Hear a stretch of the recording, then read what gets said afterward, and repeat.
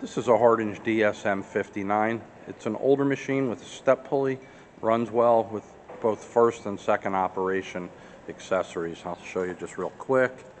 On here is a compound and tailstock. You have a double acting cross and a turret. We also have the blocks, all the tooling you would need, a Hardinge tool post with 5 holders. So it's well equipped and ready to go. Also an assortment of collets.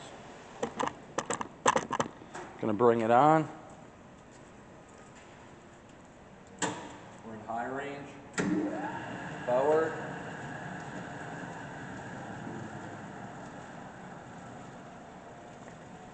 Reverse.